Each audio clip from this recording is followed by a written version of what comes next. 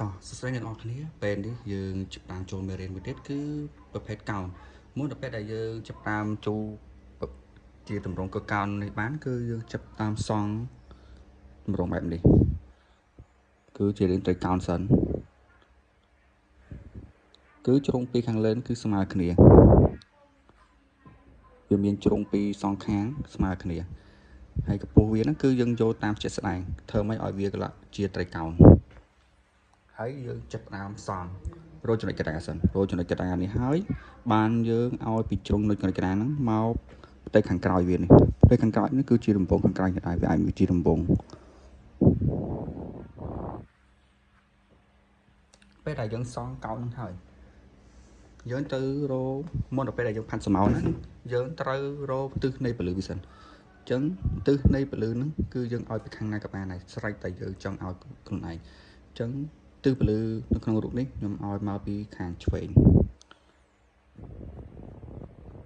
មកពីខាងឆ្វេងខាងលើហ្នឹងអញ្ចឹងកន្លែងណាអញ្ចឹងត្រូវសម្គាល់មើលថាពេលដែលយើងឲ្យពលឺហ្នឹងហើយតើកន្លែងណាជាជ្រុងអាងឹតនេះជ្រុងអាងឹតវាគឺនៅកន្លែងនេះគឺខ្សែហ្នឹងគឺយើងត្រូវឲ្យខ្សែកន្លែងណាដែលវាអាងឹតខ្លាំងជាងគេខាងនេះគឺកន្លែងដែលវាភ្លឺជាងគេហើយលេខ1លេខតំបន់កណ្ដាលនេះលេខ2តំបន់នេះគឺតំបន់លេខ3គឺកន្លែងដែលអាងឹតជាងគេស្មើវាខាងក្រោមនោះគឺស្មើវា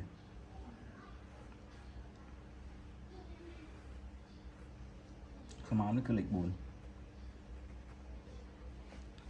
ចឹងដល់ពេលដែលយើងចាប់ផ្ដើមផាត់ហ្នឹងគឺយើងផាត់ចាប់ពីខ្សែមុនដំបូងគេគឺខ្សែលេខ3ហ្នឹងគឺខ្សែដែលវាអាងឹតជាងគេយើងចាប់ផ្ដើមឲ្យកន្លែងអាងឹតមុនដំបូងគេមកយើងឲ្យពីធ្ងន់ដេញមកស្រាធ្វើវាតិចចឹងខាងមកដល់លេខ1នេះគឺវាស្រាលជាងគេអញ្ចឹងយើងឲ្យពីខ្សែអាងឹតហ្នឹងគឺដេញមកស្រាខាងលើនេះក៏ស្រាលដែរ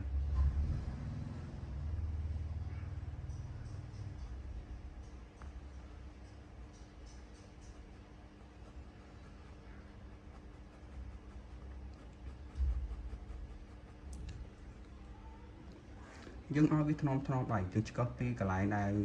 យើងឲ្យខ្សែអាងឹតហ្នឹងគឺដេញមកស្រាមិនយើងថាឲ្យផាត់អូគឺអាងឹតទាំងអស់ហ្នឹងគឺអត់ទេយើងធ្វើការងារហ្នឹងគឺយើងប្រុងប្រយ័ត្នមកចត់លើការងារហ្នឹងផាត់វាមួយសំខាន់នៅខាងឆ្វេងហ្នឹងគឺតំបន់ដែលវាភ្លឺជាងគេដោយសារវារងនៃពលឺហើយវាជះមកចំកន្លែងខាងតំបន់លេខ1និងលេខ2ហ្នឹងអញ្ចឹងតំបន់លេខ3ដែលខាឲ្យតំបន់លេខ3គឺវាអាងឹតជាងគេហ្មងពេលដែលយើងផាត់ហ្នឹងយើងត្រូវផាត់ពីធ្ងន់មកស្រាល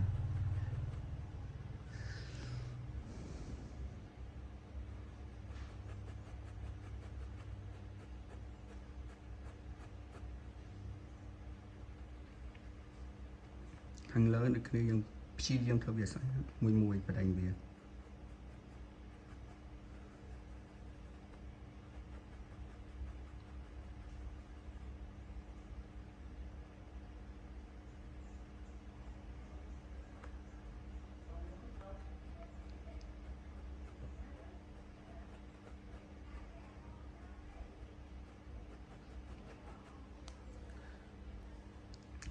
យើងត្រូវមើលខ្សែអាងឹតផងយើងដែរ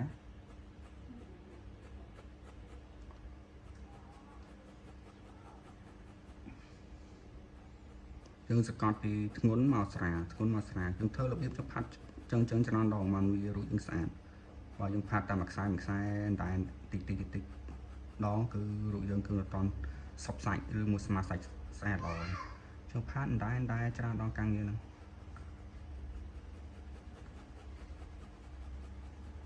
មកដល់តំបន់លេខ1នេះពេលយើងផាត់ឆ្នុតមកដល់ខាងក្រោមនេះខាងក្រោមនោះគឺពីធ្ងន់មកស្រាលខាងនេះគឺផាត់តែចឹងខ្លួន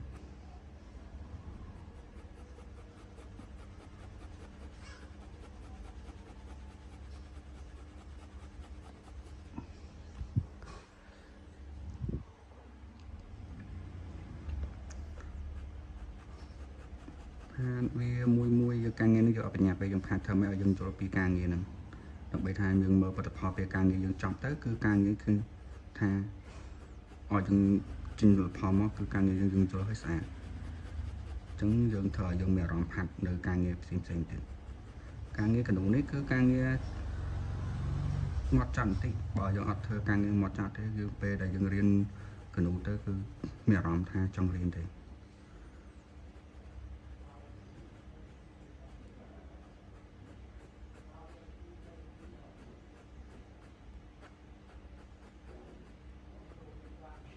នឹងកន្លែងខ្សែងាត់វាហ្នឹងគឺត្រូវបស៊ីវាតិចដើម្បីដេញភាពងាត់វាមកស្រាទៅមើលទៅវាប្រេងតុងស្អាត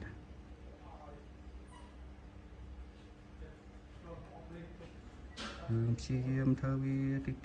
ច្រើនដងមិនការងារនឹងស្អាតកន្លែងណាខ្វះខាតយើងថែមវាខ្វះខាតថែមវាឆ្កឹះវាតិចចឹងរហូតឆ្កឹះវាថែមវាសាច់តែណាត្រូវសពសាច់យើងថែមវាខាន់យើង detail វាគឺ detail ហ្នឹងគឺយូរហ្មងដល់ពេលយើងលម្អិតតែភាពឲ្យស្អាតគឺយើងប្រើពេលយូរមិនថាយើងធ្វើ10នាទី5នាទីឬ20នាទីហើយអត់ទេការងារអញ្ចឹងគឺថាការងារខ្ជិះគឺការងារមកចត់ទេការងារហ្នឹងពេលដែលយើងត្រូវសម្អាតគឺធ្វើអញ្ចឹងមួយមើលកន្លែងណាដែលយើងខ្វះខាតបើយើងអត់ធ្វើការងារហ្នឹងមួយអញ្ចឹងទេគឺការងារយើងអត់ស្អាតហើយគឺមិនទៅមុខហ្មងពេលដែលយើងត្រូវធ្វើការងារផ្សេងគឺយើងគ្មានអារម្មណ៍ថាចង់ធ្វើទេហើយយើងអត់ព្យាយាមពីការងារមួយដំបូងចឹងទៅហើយនេះសារការងារមូលដ្ឋានគ្រឹះដែលយើងត្រូវរៀនទេ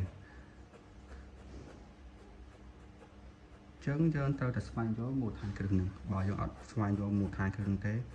ចូលដល់មេរៀនបន្ទាប់មេរៀនធ្ងន់ស្រាលចេះយើងអត់ខំហើយគឺមេរៀនធ្ងន់ចឹងហ្នឹងទៅយើងកាន់តែពិបាកដោយសារមេរៀនមុនដំបូងចេះយើងអត់ខំធ្វើការងារឲ្យស្អាត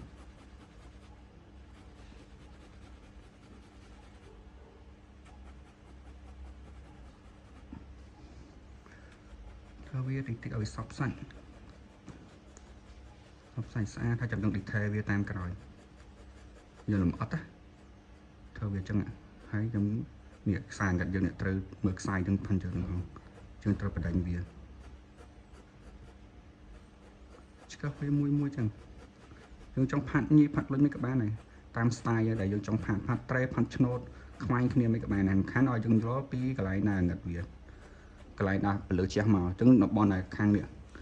ខាងមុខនោះគឺភ្លឺអញ្ចឹងខាងក្រោយគឺងឹតទាំងអស់តែវាមិនងឹតដល់ចុងខ្សែនេះណាគឺវាងឹតគៀកខ្សែហ្នឹងហ្មងគៀកខ្សែនេះស៊ីខ្សែខាងស្ដាំនេះអញ្ចឹងអាខាងមកជូនខាងជិតខ្សែខាងស្ដាំគឺវាងឹតព្រោះវាជារបស់មូលវាខុសពីរបស់ជ្រុងណា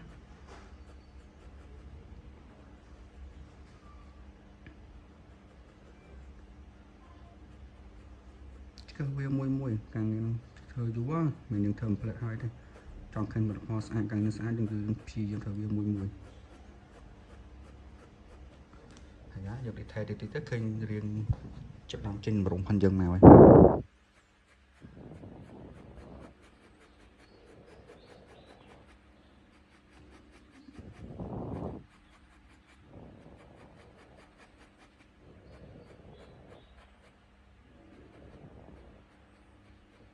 ឆ្កឹះវាមួយអបញ្ញាទៅខាងហ្នឹង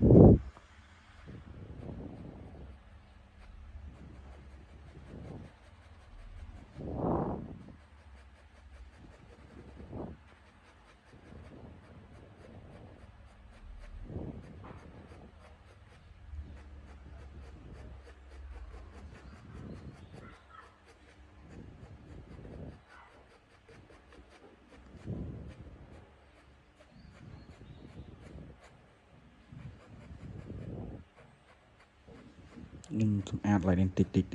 តមើលទៅវាអត់ទាន់ស្អាតឆ្កឹះវាចង់ហូតផាត់ញីផាត់វិញក៏បានដែរធ្វើម៉េចឲ្យវាមើលទៅវាបដិញ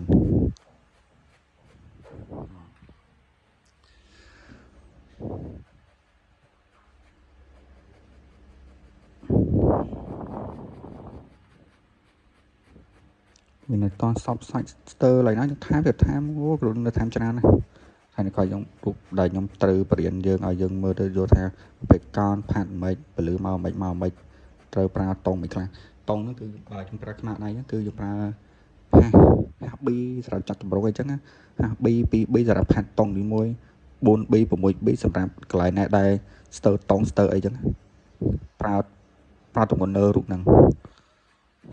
បើសម្រាប់តែយើងអ្នកចេះហ្នឹងគេប្រើខ្នាតដៃធម្មតាក៏បានគេប្រើ 4B ឬ 5B ផាត់ចូលមកក៏បានហើយគេប្រើកម្លាំងដៃផាត់លើហ្នឹងពីធ្ងន់មកស្រាលធ្ងន់មកស្រាលរូបប៉ុណ្ណឹងក៏គ្រប់គ្រាន់នៃការយើងផាត់ដែរសម្រាប់តែអ្នកដែលគេចេះគូរូបហ្មងបើចាំយកតន់ចេះខ្ញុំប្រើតាមដំណាក់កាលមួយកន្លែងណាស្រាលប្រើ 2B អញ្ចឹងទៅហើយកន្លែងណាធ្ងន់ខ្ញុំប្រើ 4B ឬ 6B ផាត់លើរូបហ្នឹងអញ្ចឹងណាយើងចង់ប្រើខ្មាត់ដៃចុចក៏បានខ្មាត់ដៃឈើក៏បានស្រាប់តែយើងចង់ផាត់ស្រួលខ្លួនឯង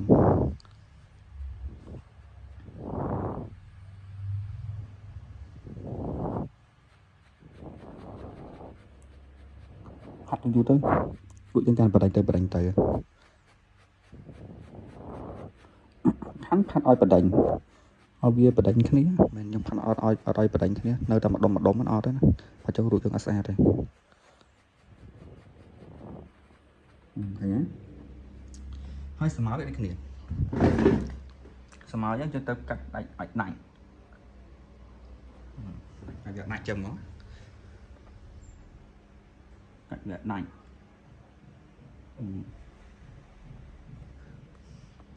យើងត្រូវបាញ់ចាច់វាដាច់ពីផ្ទៃបាតហ្នឹងគឺប្រភពហ្នឹងគឺដាច់វាដាច់ឃើញទេពីអក្សរហ្នឹងស្រាប់គេហៅអក្សរអញ្ចឹងពីអក្សរនៃសម្ោតហ្នឹងពីកន្លែងហ្នឹងគឺយើងផាត់ពីធ្ងន់មកស្រាលដូចគ្នា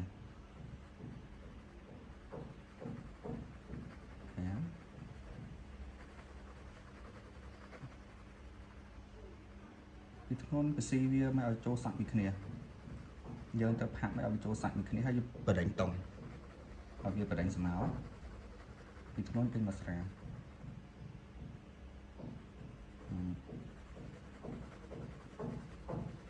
ពីធ្ងន់ហើយមកស្រាលឲ្យចូលសាច់ស្អាត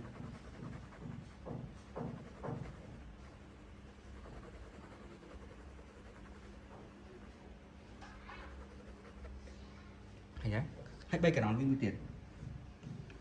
ចង់ធ្វើរូបយកកាន់តែស្អាតផុសជាងហ្នឹងគឺខ្សែ background ខាងក្រោយនេះ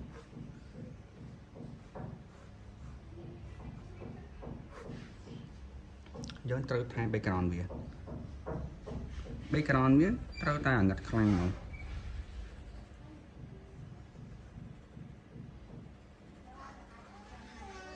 យើងឆ្កឹះឲ្យប្រយ័ត្នកន្លែងខ្សែហ្នឹង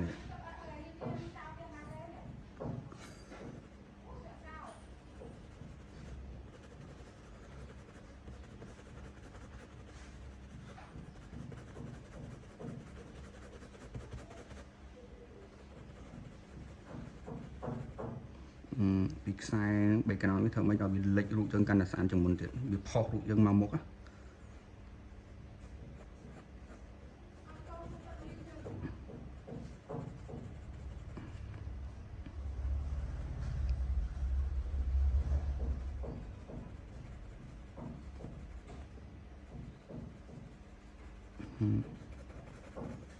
េះខ្សែ background យើងហ្នឹង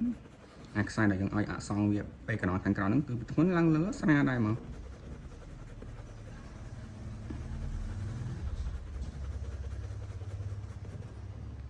ហើយដល់ពេលអញ្ចឹងរូបយើងកាន់តែផុសទៅស្អាតទៅ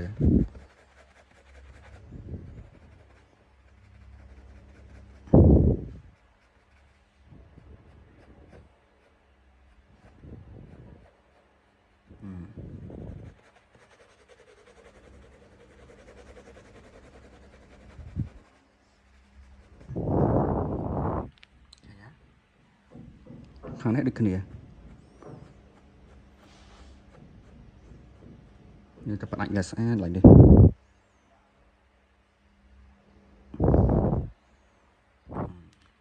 ហើយពេលបាច់យ៉ាងហើយយើងផាត់ background វាមកស្រួល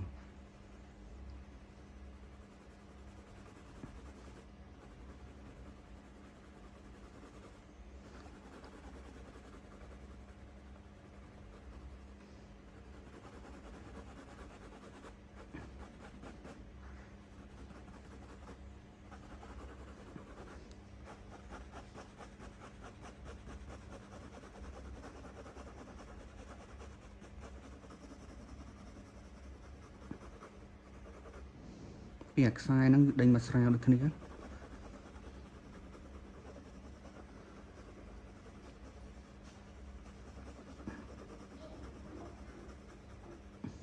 ើញទេដូចកាលណាលេចទៅស្អាតទៅខាងក្រោយនេះផាត់ថាចាប់បានហើយថ្នមឡើយខាងពេកបាក់នេះ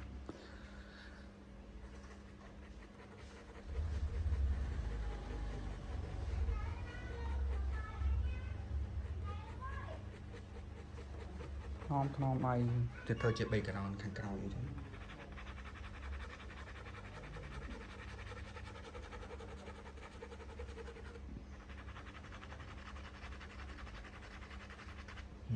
ឃើញទេ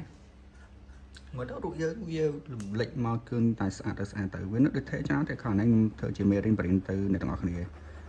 អ្នកទាំងអស់គ្នាយល់ថាកោនផានមិនអាចចេញរឿងកោននេះអញ្ចឹងពលឺស្មោថាជះមកកន្លែងណាភ្លឺនេះតំបន់នេះទៅភ្លឺជាងគេបន្ទាប់មកវាដេញមកដល់កណ្ដាលនេះជាតំបន់ដែលចែក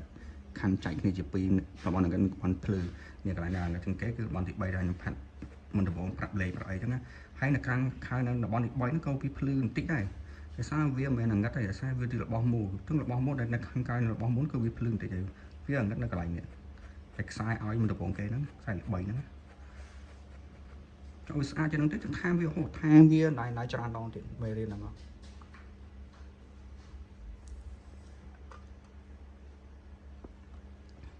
ចង់ឲ្យស្អាតជាងនេះយើងទៅថែមថយច្រើនណារូបនេះយើងមិនផាន់ផ្លេចឲ្យទេរូបនេះនៅឌីថេខ្វះខាតឯណាទៀតយើងថែមជាងហ្នឹងទៀតចឹងមេរៀនហ្នឹងគឺមានតែប៉ុណ្្នឹងឯងយើងស្រាប់តែយើងអនុវត្តដល់យើងយល់ពីថាប្រភេទកោនផាត់មិនពលឺមិនមកមិនពលឺស្មើវារបៀបមិនផាត់មិនឲ្យចេញជាតម្រងនៃកោនហ្នឹងមកហ្មងចឹងមេរៀនចឹងមានតែប៉ុណ្្នឹងឯងគុំអរគុណច្រើន